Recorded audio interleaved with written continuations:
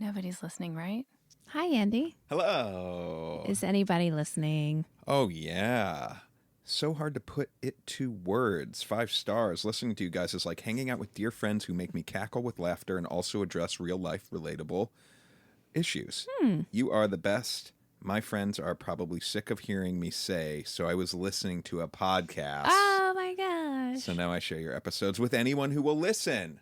That's amazing. Thank you. That's what that's all we want. That's all we're talking We about. want that word of mouth. Let's see. WOM. Word of mouth. Here we go. University student listening from Ottawa. Oh. I just didn't know we could still connect with the youth, and it feels so great, doesn't it? Oh, my gosh. It sure does. Yes, I feel such a disconnect from that age bracket. So it's nice to know that we have any relevance. Yeah. It's funny. I'm more through work, I'm hanging out with a lot more. Yeah, you have interactions. I don't mean a disconnect in the sense of like I don't relate to them. I'm desperate to relate to them. I just have no interactions with people in that age range. Yeah. So well, but listen, great. We're connecting here. I love hearing the conversations and thoughtful discussions you both have about everything and anything. I especially love hearing stories and how you reminisce and reflect on your past and growth from different life phases. Oh. This university student seems very responsible.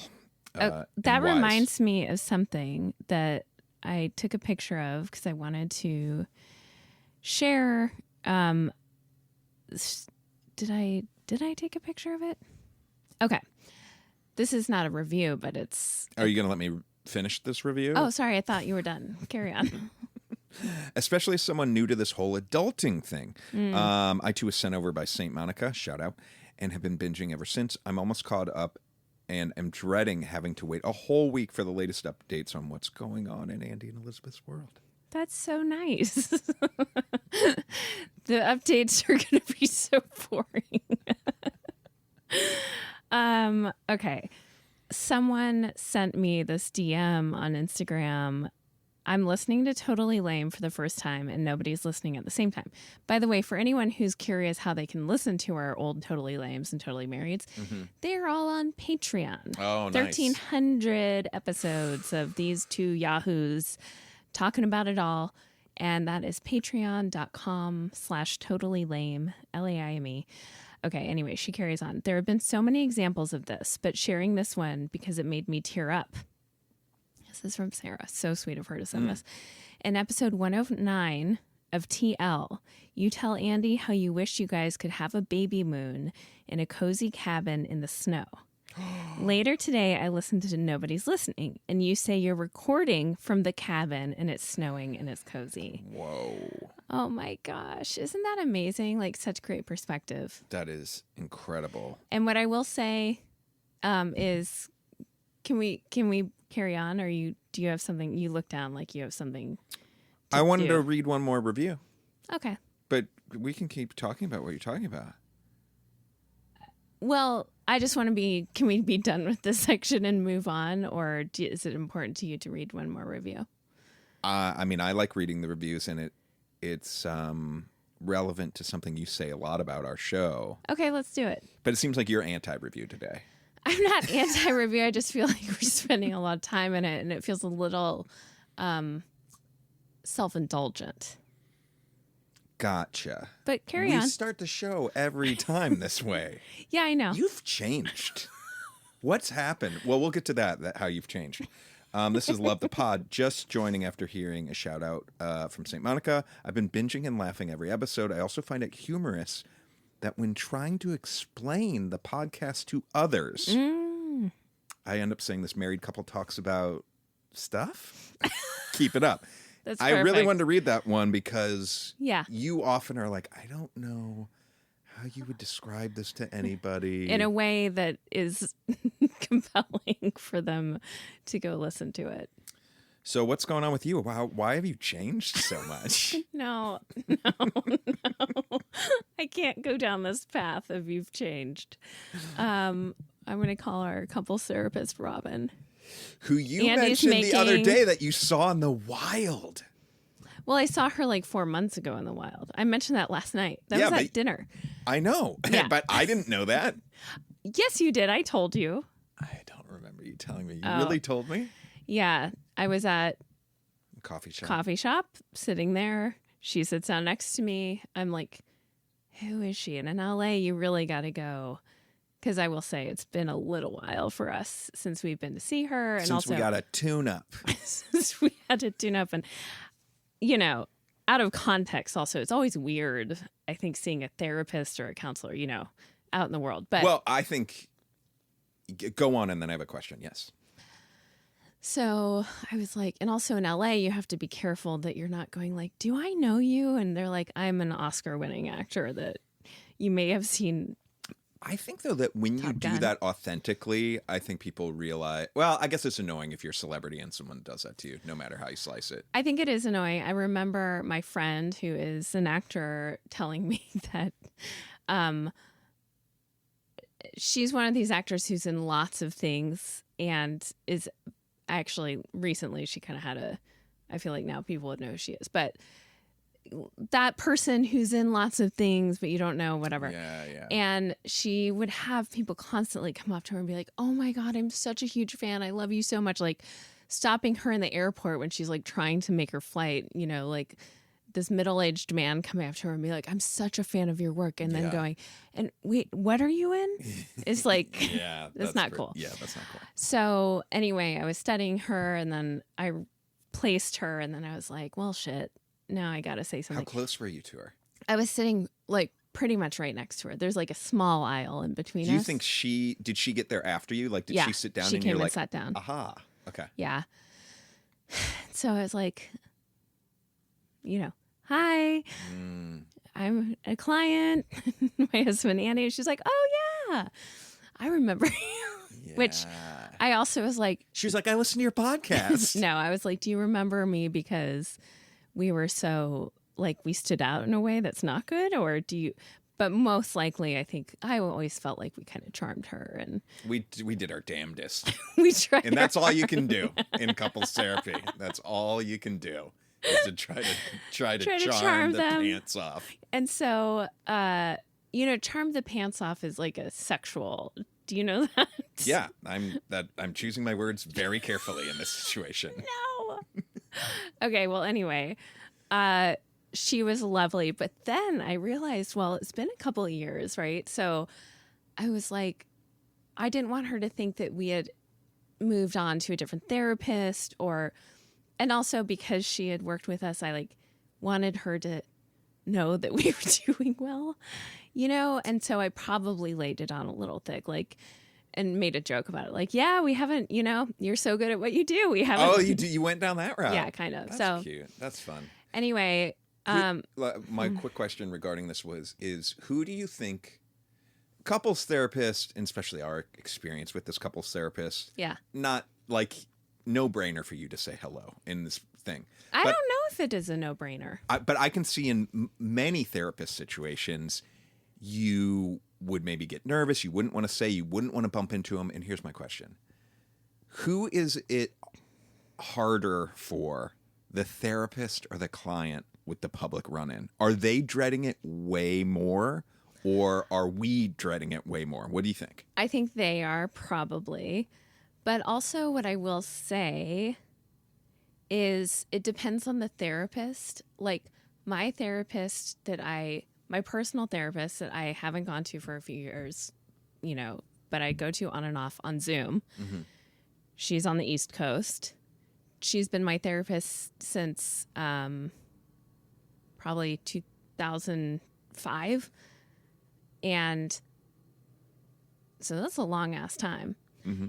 She went to my one-woman show and brought me flowers. That's not traditional. Typical. Now, this therapist, it was very risky for me to say hello because this therapist does not want you to know anything about her. I like that style. But I will say it got complicated a few times because we were talking about parenting stuff or whatever. And at one point in time, I'm sorry, and no judgment, obviously have kids or don't have kids, but when you're seeking advice or input, an objective third party, it makes a difference. If I need to know if this is coming from someone who is a parent or not. It changes how much weight I put on what they're saying. Did she ever reveal whether or not she was a mommy? She didn't. Are you a mommy? I found out stuff on the side from I'm going to stop you right there. Jeez Louise. We might need to go back to this amazing therapist at some point. I know, but that's what she keeps things so guarded, and I think that's a professional thing. But in that specific case, I was like, okay, well, this actually affects the therapy, so I understand. I need to know where you're standing in this scope of things, but whatever. But she's great at what she does. We definitely will need to go back to her at some point, I'm sure. And I was nervous that even that interaction out in the wild, because I referred someone to her and that someone had a link to her real life and she would not have seen that person. Gotcha. So I don't want to risk anything because I really like her. I think you already did. Well, I think you might have already did. Now, this is one thing. Can you confirm or deny this? That I think I'm right when I say that there was a couple that we knew that also went to her and she kind of helped facilitate them splitting up. Yeah. Which doesn't it make you and me feel good that anyone can go to her and she's so professional that she steers the train where maybe they weren't supposed to stay together. Yeah, and they weren't. I think she was rooting for us, which is I don't think she was worried about us maybe. Well, I did a real good, I always loved if we were walking in and another couple was walking out. Yeah. The minute that door closed, I would look at her and go, "Are they going to make it?" It was a great joke. It was a great joke and it killed every time. And I think that me saying that set the stage that I was never worried that you and I weren't going to make it. We've never gone Oh, that's interesting. Have you? No. Did you in therapy? No. I'm saying, no. I'm saying, that's interesting.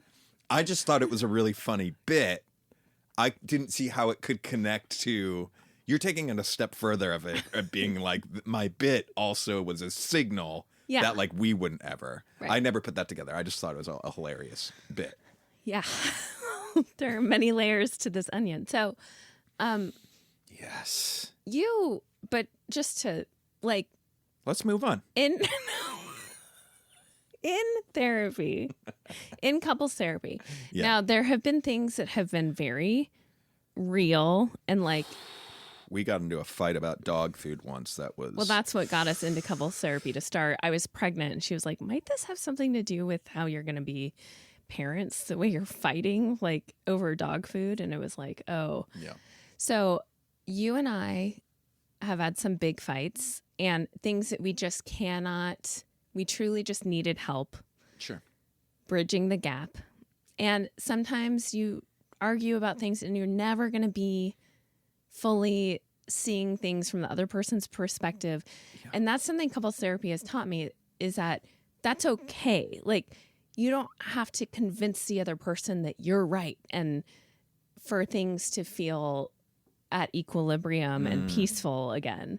You just have to make the effort to, and this is obviously in a relatively healthy and happy marriage. There's not someone who's being abusive or manipulative or whatever in our relationship. We just sometimes hit some You're talking about our relationship. Yeah. You just said a relatively happy. If you rewind the tape. No, you very. just said relatively it is. Happy and healthy. Yes. Relatively? Relative to most relationships.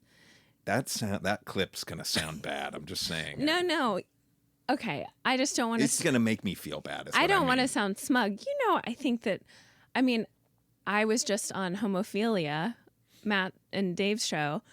Now you're bragging about the other podcasts you've been on. No. You've changed. Okay, but I think I said it on their show, how, like, I think, all of us have challenges in life, and Of course.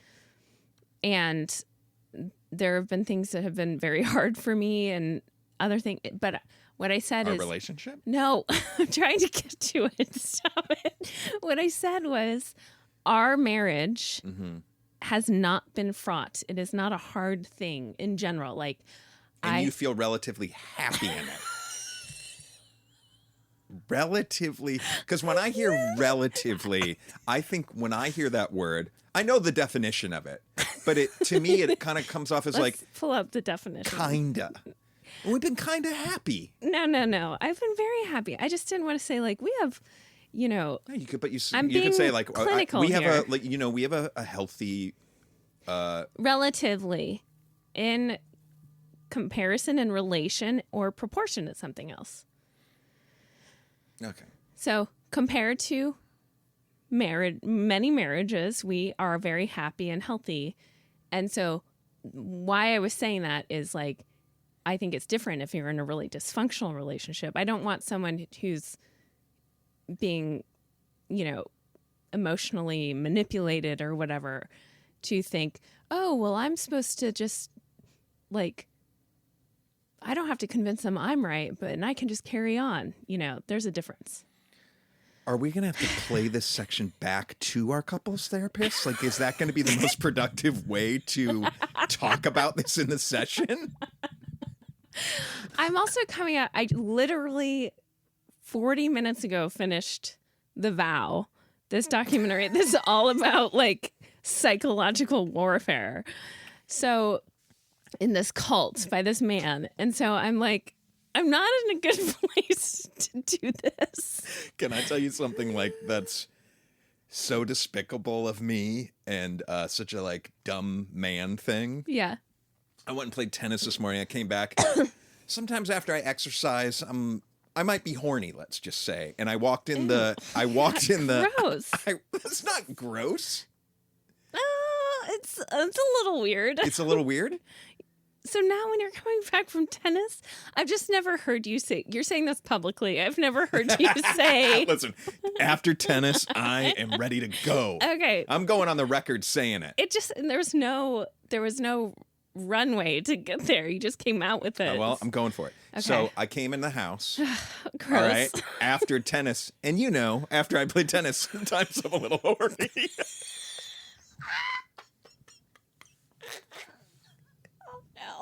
And but I walked in and I saw on the TV what you were watching, and I was like, well, fuck, that's not happening today. That was my thought, is when I saw you watching that show. Like, there's no chance in hell that dream's not. coming true for me. That's it. I became sexless watching that. I was like, yeah, you're right. As anybody that watches that show should. Yes. Yeah. If you ever need a cure-all for your post-tennis hornies, just put on The Vow. Oh, that's good. Yeah. Okay. Where were we? I don't know. The couples therapist. Relatively happy. Yeah. Well, interestingly, I think something about the couples therapy, and I think therapy in general, for me, a lot of times, like, when I reach the point of what? I don't even know what you're talking about right now. You dropped back into something as if, like, we're all talking about this thing with you, which, like, I don't even know. Maybe this makes all sense. I'm sorry, I'm interrupting. Go on. Well, now I don't know. I didn't mean to. Yeah. I'm starting a new thought, actually, but it's perfect. related to what we were talking about. That's how this is supposed to go. It's called a conversation. Nailed it. Okay, so, sometimes when you go into therapy, but you've kind of worked through a lot, And then you there's that session where you're sitting there and you're like, I actually don't really have anything to talk about. Oh, yeah. And sometimes that's very often, I think, like the breakthrough session where then stuff comes up and you're like, holy shit. And you leave and you're like, you've been sobbing and you're just like, I had no idea that was going to happen today. But you need to be in.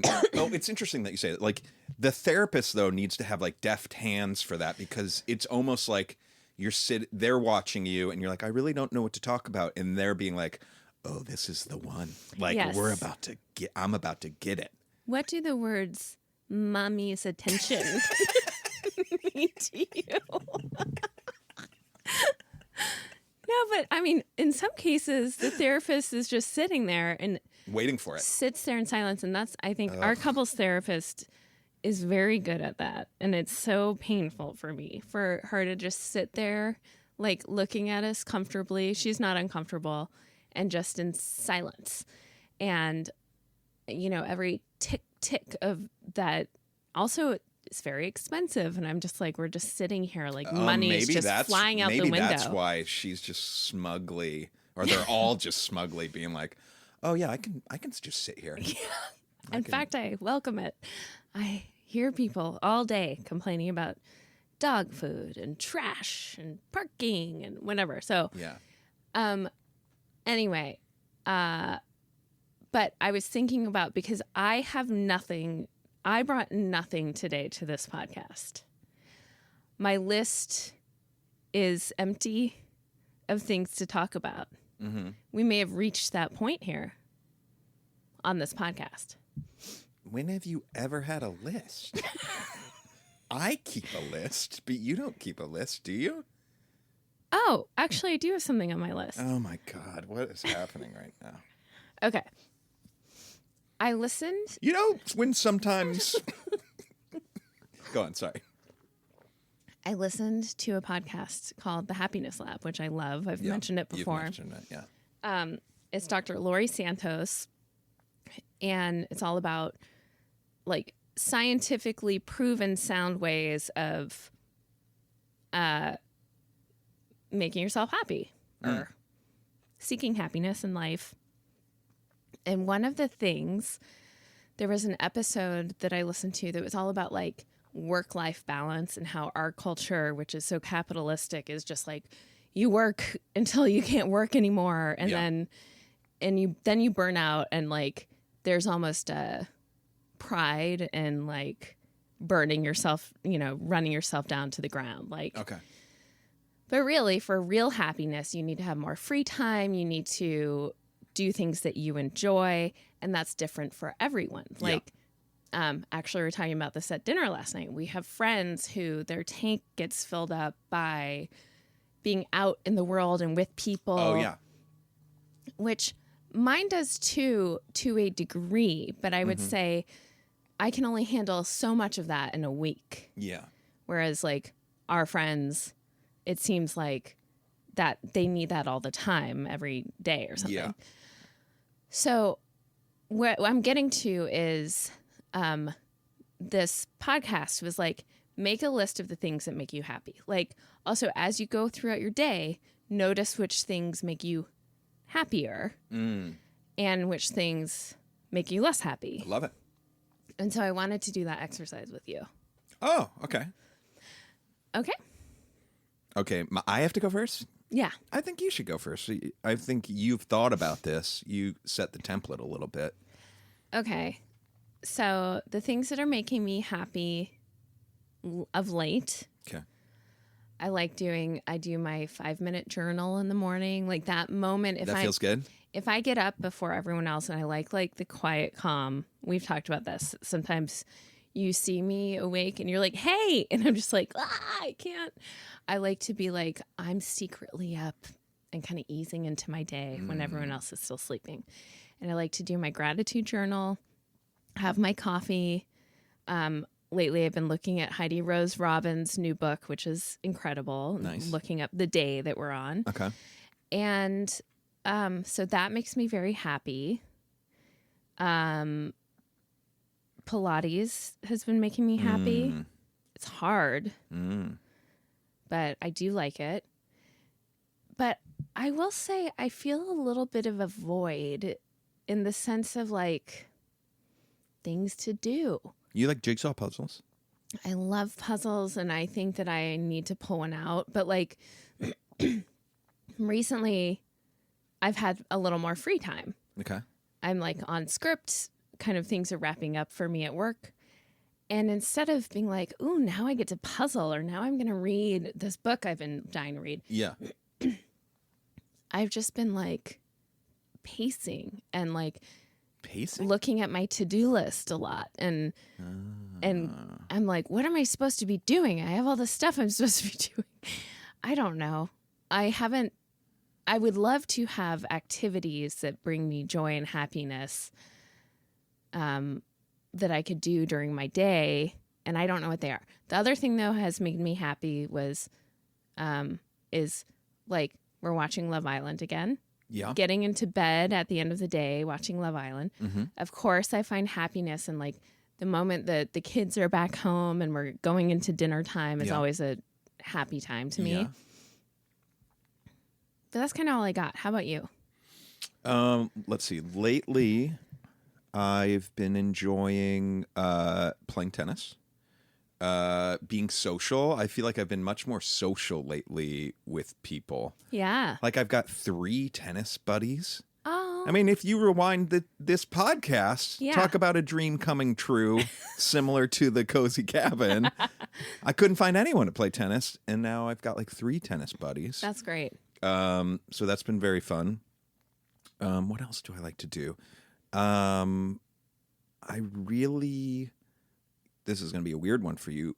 I have been feeling so good, which I think translates to happiness, sort of. Yeah. Of just getting a grip on my workload every day and my to-do list. And I've just found that I'm getting stuff done so much quicker than I used to, which just alleviates so much stress. Yeah, because of your medication? I think it's medication and learning about ADHD and my whole like to-do list system. Mm-hmm. I think it's either all of that together. What's your system called again? Someone was asking me. The app I use, I don't remember. Okay. Honestly, it's kind of just like almost like the Apple Reminders app, but like on steroids a little bit. Might be called to-do list or something like that. I mean, it's really just like electronic I don't think there's anything special about the program. Okay. It's more that your system. I'm putting, the second I think of something that I need to do, I put it in there, and then I don't have to worry about forgetting it. And then I also can put it in when I want to do it. Right. Which I'm getting much smarter about how to manage my time now. So say it's a dumb thing like, I don't know, ordering masks for the kids or something like that. Mm-hmm. I can like set it to do it tomorrow. Or, do you know what I mean? Yeah. Like I'm really quick at that now. So it's like I won't forget, and then I do it, and it feels good to get it all done. I have been, excuse me, very impressed with like. Here's a perfect example. You made a joke. I had asked you to change the cat pee pad thing or whatever. Oh yeah, our cat litter, and we have a system. The Breeze system. The Breeze system. So there's like a pad and you're supposed to change that and whatever. And I was like, will you change that?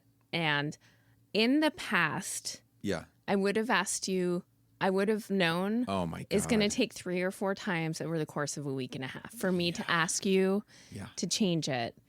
And this time, now, I trust that it's done to the degree that you made a joke about, oh no, I forgot to change it. And I was like,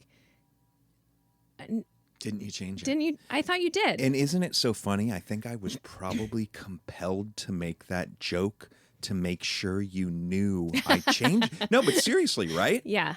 Because. But I was like, I knew you changed it. And you were like, how? And I said, because I had asked you to, which is a new frontier for us. There's other, like, I was also like messing with something with our garden hose, and there was like, I left the pliers somewhere where then I just have noticed that I'm like, when I see something wrong now, I'm getting into the habit of instantly fixing it real quick, which I never did. Like, never. Yeah, I will say, there is something I feel about, like, in our house and life. Yeah. Like, when I vacuum, or when I'm the one doing the laundry, or when I'm the one doing the dishes or whatever. This is not true in the sense of, like, other things in our life, but it's kind of like that's the expectation in a weird way. So I don't feel like it's even noticed. Sure. Yeah, yeah. Whereas when you're doing certain things, like, there's a recognition of it. But I would frequently, like, I am always going through our house and, like, picking up the LaCroix that you left, and picking up the thing and putting it here. And then there's a Lego, and I need to then go open the whole fucking Lego thing. Like, the little kid stuff is really and constantly. And I feel like I haven't been doing as much of that lately, because I think you're picking up the slack. And let's shout out the kids. I feel like are doing a better job with that stuff too. Yes. Well, we started a chore chart, which seems to be working pretty well. Yeah, I'm impressed with. Let's get back to the happiness thing though. Okay. So so that tennis stuff, man, I had a magical day snowboarding with some friends. Shout out to the Joeys, and Harry. And I haven't had that kind of fun in a while. Mm-hmm. And that's a good reminder to do fun stuff with people and do stuff outside. And so that made me happy. I want to do more of that kind of stuff. Get you horny. No, not so much snowboarding. Pretty thrashed after that. That's a real full body. Oh, although, let's not. You know what though? No. Please stop. Like you, talking. Cute little ski bunny. Oh, gross. Stop it. I changed my mind about that one. Okay. So that's that stuff. You know what? It is weird. Like going on a walk, I feel like I always feel better if I do like a little walk. Yes, I do too. Do a little exercise. But yeah, and that's about it. I'm not, that's what's been making me happy lately. You have been doing activities, which are great. I feel like that's good. I mean, I am very excited to get I've never been on. Get on skis next year and try that out and see, because I do miss being on the mountain. I used to snowboard a bit. I will tell you, the 3 guys I went with, 2 were skiing and 1 was snowboarding, and none of them had done it for 10 years. Mm-hmm. And unreal. Like they were all like, "Oh, this is like riding a bike." Like it came back that fast. So I feel like great. you will be dialed in. Anyway, but I wanted to echo the social thing, and I wanted to bring up, we went to dinner last night. Mm-hmm. Not to brag, we went with an actual saint. Indeed. Saint Monica. Yes. And we hadn't seen her in like 5 years. And I don't think it was till we were heading out the door that I kind of got this like, oh, because I know I like her, obviously, very much. Yeah, yeah. And I always liked her. Like, I met her, 5 years ago or whatever. We were talking about podcasting stuff, but also I felt endeared to her. And I don't know why, You guys were simpatico. We were simpatico. Yeah. So then, but then I just had a pang when we were heading to the restaurant of like, well, is this going to be like awkward? I mean, you just don't know. It almost felt like, what am I getting into in a weird way? We ended up, it was like we're old friends, like chit chat. I mean, we sat there for many hours. She texted me afterwards how late it was because we were like, we're wild staying out so late, and had so much fun. Yeah. And it felt, I don't think you and I have had that experience of like hanging out with someone new and having just constant flow conversation, not awkward at all, like laughing, talking about real shit. And it felt really good. And it felt like flexing a muscle that I was like, oh, good. Yeah. So well, what's interesting is I think that, number one, so much fun. Yes. But what you make me think of saying that is it is a muscle that just hasn't been flexed as much as normal. A lot to do with the pandemic. Yes. Pretty much everyone we're seeing, we know Yeah. really well and it's have also spent people, a lot of time with. Yeah, And yeah. But yeah, it's so funny that, we hadn't seen Monica in 5 years, and it felt like we saw her the week before. It was so much fun. Even last time, I mean, we haven't hung out like with that. her. Yeah. So that was cool. So that's just all to say, she's a goddamn saint. She's a goddamn saint. Can you say a goddamn saint? We just did. We did it. It's there. Okay. What's on your little list? You know what's funny is I had something. Ooh, my iPad might die. Let me turn down the brightness. Okay, you know how our kids say sussy or things are sus? Yes. So I saw this headline that at the end of the year, all the dictionary companies give their official word of the year, right? Mm-hmm. And one of them, the American Dialect Society, chose the suffix ussy. So pussy? Yeah. See, I thought it had to do with sussy. Oh. But it turns out the suffix, I think it's ussy, and the first example they give is that really took off, I guess, was bussy, which it refers to a man's anus. Oh. But that, I guess, in internet culture... Nice bussy. Nice bussy. Yes. What did I say last night when I was talking about weird sex things? Oh, like a fur puppy or something? We were watching Love Island. You were, yeah, and they were talking about sexy stuff, and then you were joking to me you wouldn't want get pegged or something like that, right? And I was like, but you said you wouldn't want to get pegged with pegged. You said something with I forget what I called it, and then I was like, like a fur puppy. I was like, a fucking fur? What are you talking about? What's a fur puppy? I don't know, but are you talking about some sort of anal dildo that has fuzz on the end? Yeah. You do have something in your mind that you've seen, probably. Well, I saw something on the Vow that was kind of like that. Ew! Ew! I don't know why that fucking bums my scene so much. Wait. Jesus Christ. We're watching Love Island, which is like frivolous, dumb, very sexual, but in the most innocent, not innocent, but novel, funny, supposed silly. To be silly way. Yeah. And someone makes a sex toy joke on that show or something. Yeah. Which leads us to a dumb conversation. But the toy you use, you think of, was the furry butt plug from The Vow? I'd just seen it. What was I kind of want to know the context. No, you don't. We don't want to get into it. We don't. But anyway. Why did they show it on the show? Did they show it or just talk about it? They show it. They show it? Why? I'm going to such dark places. I don't know if it's called the fur puppy, actually. I'm here to say that it's definitely not called the fur puppy. So, what's wrong with you? Okay. Oh, I also wanted to ask you about your one night stands. That reminds me. Last night on Love Island. No. I mean, you can, but. How many one night stands have you had? I've had 2. They were in 1 week. That's pretty sick. One was the Marine on New Year's Eve. We all know that. Yeah. And then I was in a dark place, I think. Later that week, I went back to St. Louis. And I had a... Ooh, wait, okay, fine.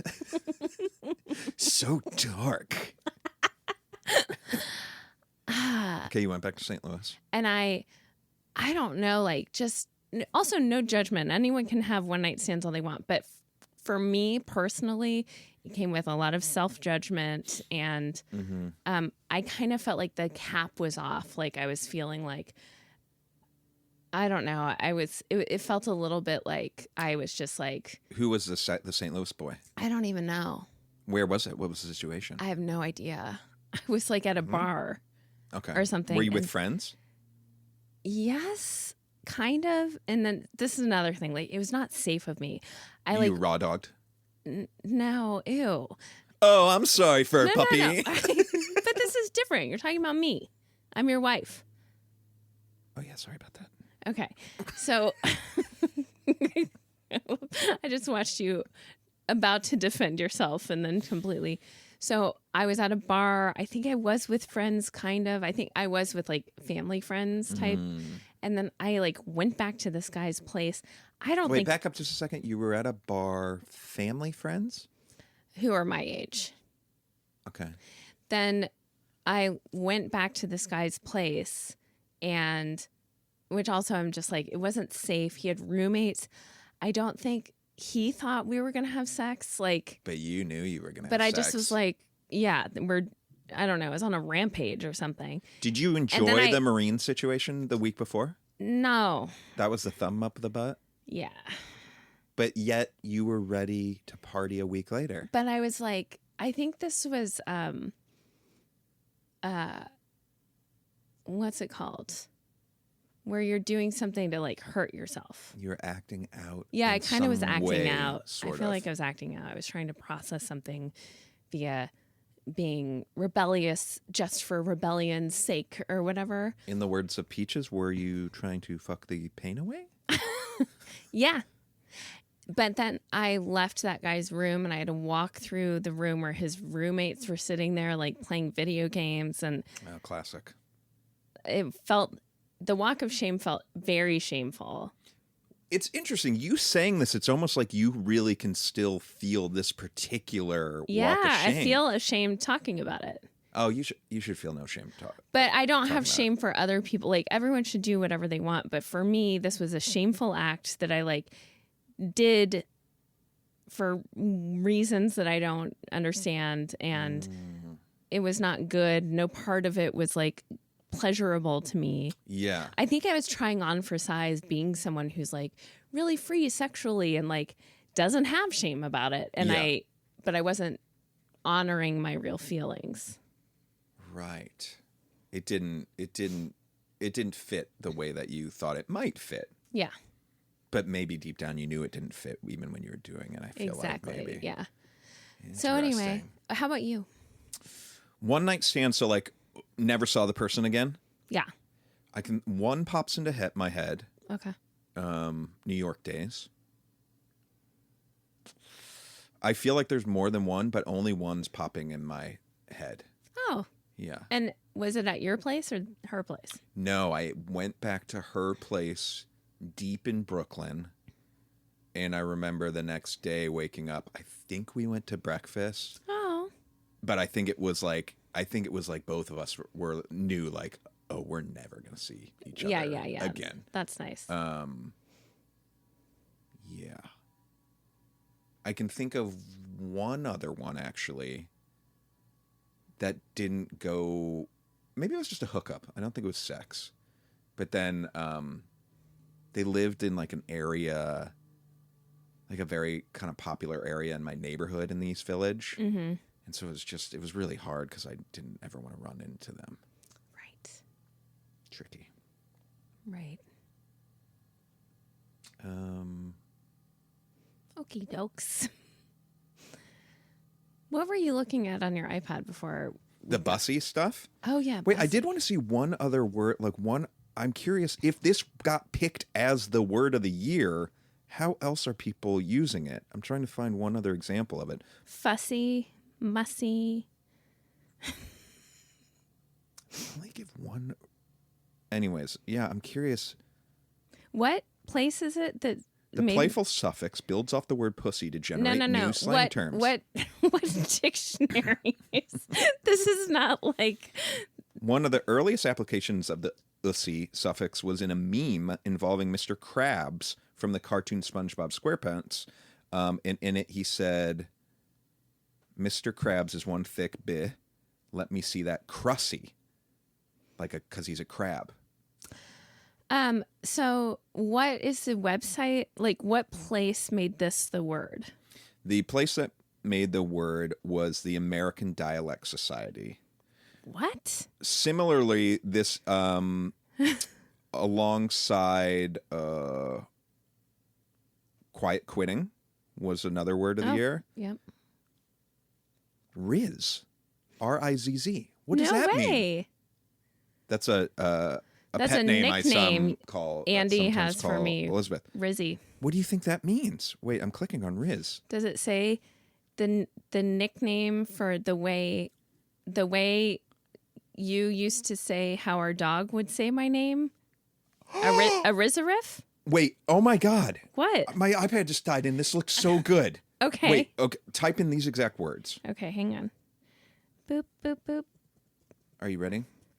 No. Yes. I think the headline that I just got to that disappeared was, why is everyone on TikTok saying the word Rizz? R-I-Z-Z. Saying the word Rizz. Damn it.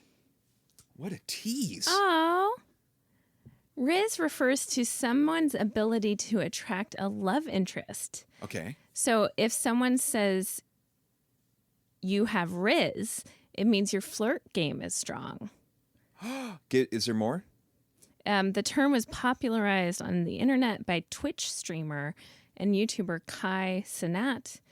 There are also several different types of Rizz, but unspoken Rizz is the rarest and most powerful. Unspoken Rizz? So that's fun. What's unspoken I have Rizz? I think it's like a quiet Rizz. But I still don't quite get it. If you have Rizz, you have like, I think a romantic or sexual magnetism. Sort of like you got it going on, or Yeah, no? yeah, Or you're, I think so. But I think it's less outward. Is it a swagger? I don't think it is a swagger, but I don't know. I just learned about it. Your flirt game is strong. So yeah, I guess it is a swagger. Huh. But we know we have different feelings about flirting. We do. In the sense that you think you're flirting more than I realize that you're flirting. Yes. But I don't think that flirting, I think I flirt a lot. I don't, although, I mean, truly only at like parties or something, but I don't think I'm never flirting with the intention of like sexual contact, which I think you and a lot of people think flirting has to have that intention for it to be flirting. Yeah, but I kind of don't feel like married couples should in general be technically flirting with anybody. I think but that's there what is technically we've gone it's down different. Yeah. this hole before, haven't we? Yeah. But what's interesting is you were with me at a lot of parties and things. Mm-hmm. I couldn't even fathom you going like, hey, take it easy. You're You're coming. Let's coming pump, on let's a little pump strong. the brake. I can't even imagine you saying that to me. I would die of humiliation. If I said it in front of the other person, or No, pulled you aside. even privately. I'd pull you aside. Yeah, I wouldn't do it. I wouldn't shame you in front of somebody. Yeah, I would. Oh my God. Can you imagine if you're like, Elizabeth. Oh, you want to stick a fur puppy up his butt or something? Let's take it down a notch. A fur puppy. You too good a room. Ew. So, yeah. Wow. Okay, let's get out of this jam. I do want to keep talking to you for a minute. I'm really enjoying talking to you. Or were you trying to wrap up? I don't even know how long we've been here. I don't even know what's going on. Okay, what do you want to talk about? Well, my iPad died and I had a really fun alien update, but I can't get to the link, so we can't talk about that. But that's maybe a teaser for next week. Yeah, that is fun. Wait, how long have we been doing this? I feel like it's been an eternity. No, it's not. I actually think we can go a few more minutes, according to my calculations. Okay. This is a great time to remind everyone to follow us for fun videos that Andy posts on Instagram /Nobody's Listening Right. Am I going to post the tennis one? Oh, that's tough. I don't know if you want that out there. Then also, if you want to listen to our back catalog or check out our monthly-ish live stream, go to patreon.com/totallylame for a couple bucks a month. Just some pocket change plus a few bucks. You will have access to over 1,000 hours of content from someone who gets horny after he plays tennis and someone who can't forget about a fur puppy once she's seen it on TV. Did we were joking the other day that we really do plan on doing this till we both perish. Well, one of us. I think the other one would want to keep going. With who? I don't. Maybe we bring in like a kid, one of our kids at that point. But I think people, at least for a little bit, would want to know what that looks like after if one of us died. That's a lot of pressure to put on the kid. Maybe it's. We don't need to. We don't need to figure. But this it out. is good to have things in order. But your house in order. That is true. But I don't think. Here's what I'll say. I don't want you bringing your new girlfriend. Like, I don't want you. Can you imagine? First of all, let's who just is that person? This is okay. I don't even. This is getting dark. But like, let's say one of us perishes 15 years from now or something. Okay. I want us to be. That puts us what, in our early 60s, maybe? Oh, no. Late 50s. Late 50s. Okay. Yeah. The idea that one of us perishes and then brings on our new girlfriend. I'm just going to carry this on. No. It wouldn't be that. Okay. It wouldn't be that. But I do think. Where were you going with this, though? Oh, we were saying like the only real benefit that we can like really think of having this huge of a catalog of these dumb conversations is also like, you know, we appreciate everyone that listens. Yes. And hopefully they get something out of it. But we were like, wouldn't it be sweet if our kids really enjoyed it? Now they're hearing fur puppy as adults. But it's like, there's no world where they would ever listen to thousands of hours of us. Yeah. Or maybe there is. So here's my question for you. Yeah. Having lost your parents. Yeah. If you found out that there was 100 hours of recording of them talking, would you be thrilled right now? Right now, yes. Yeah. But also, my parents died before the internet was fully like what it is, obviously. There were not camera phones. I have a very limited amount of, you know, things that I can connect with them through. Yeah. I've looked at every single picture I have of them a million times. I mean, I truly I like to post pictures of them. I mean, I probably have like 30 pictures of each of them. Right. I have almost zero video. I have like one home video where my dad is like snoring in the background. That makes me really sad. I wish I had way more video. Yeah. If I had audio recordings and I found out right now, I would be so stoked, but I would definitely be like bracing myself before listening to it. And it wouldn't be like, it would be like, okay, here we go. I'm going to do this. It's going to be intense. And if I were listening to it and they were talking about some of the things we talk about on this here podcast, I would be like, oh, I don't know. I don't want to hear that. Oddly enough, didn't you find porno videos in your dad's tennis bag?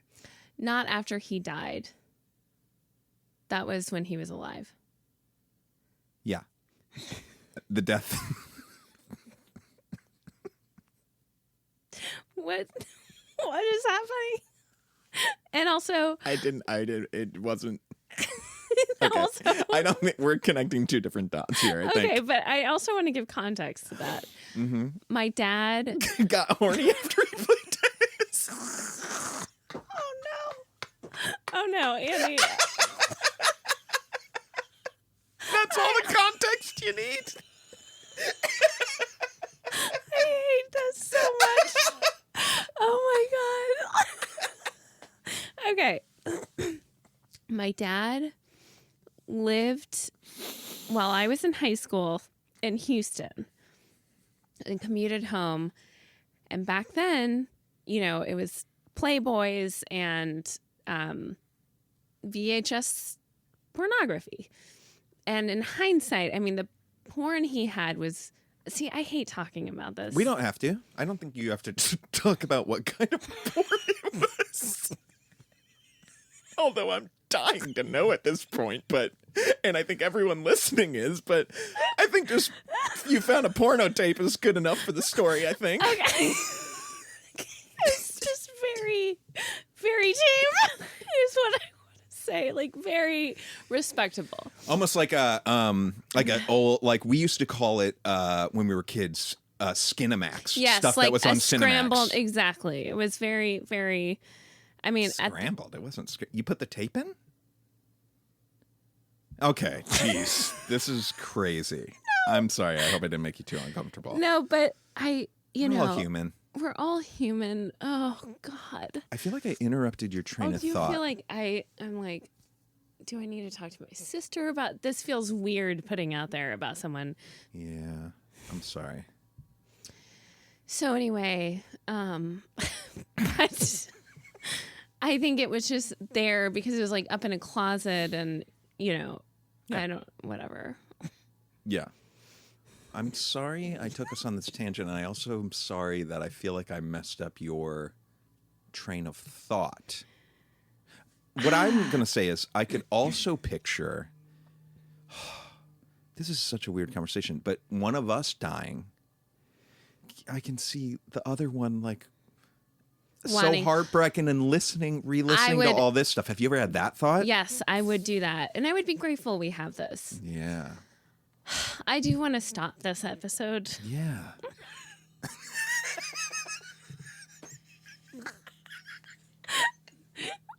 you got it. You got it. Okay. Great.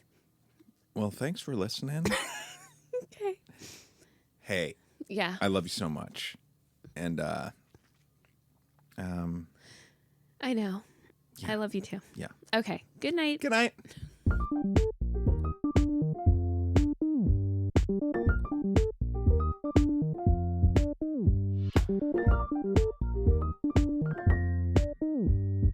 Shh.